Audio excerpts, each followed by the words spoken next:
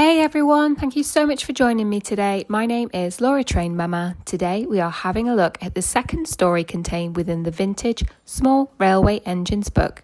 It's from the Railway series, number 22. Dear friends, some lead mines up in the hills have long been closed, but their waste heaps still spoil a lovely valley. The Fat Controller has now found that the waste is good weed-killing railway ballast. He talked to the owner and the thin controller of the Skarloey Railway and other important people. They went shares and built a small railway to fetch it. The small engines are managed by a controller.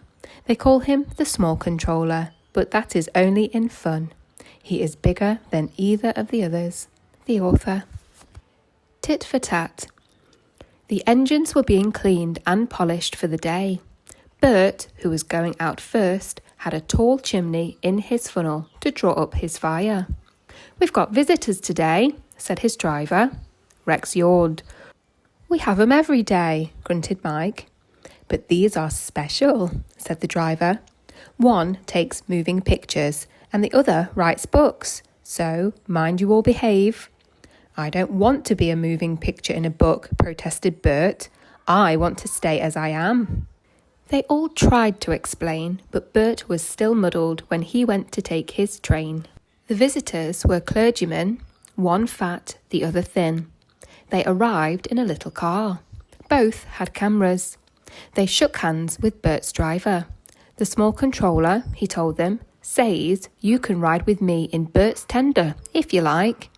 "Thank you," they said.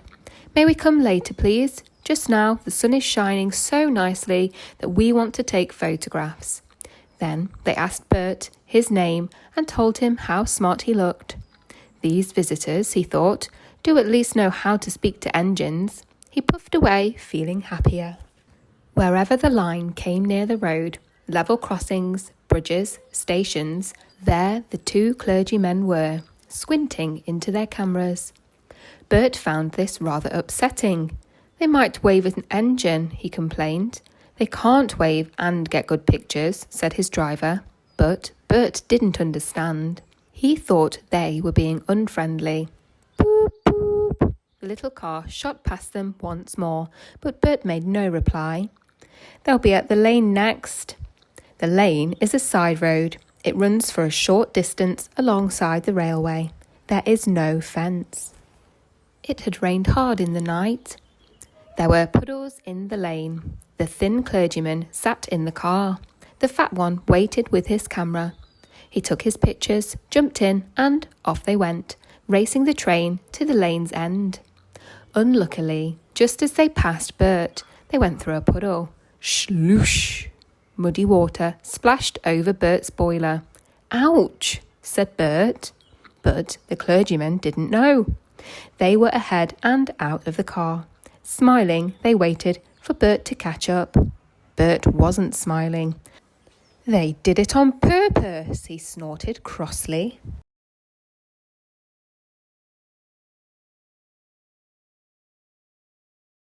"Pictures indeed," he grumbled, running round his train.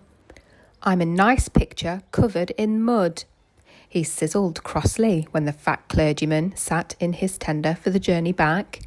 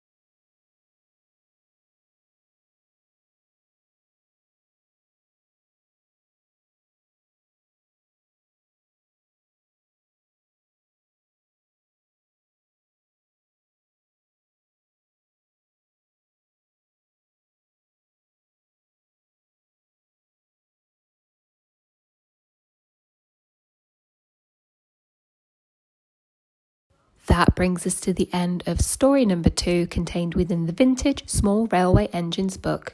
It's number 22 from the Railway series. If you enjoyed listening along today, please don't forget to like the video and check back tomorrow where we'll be reading story number 3. It's called Mike's Whistle. I can't wait. I hope you join me and have a great day.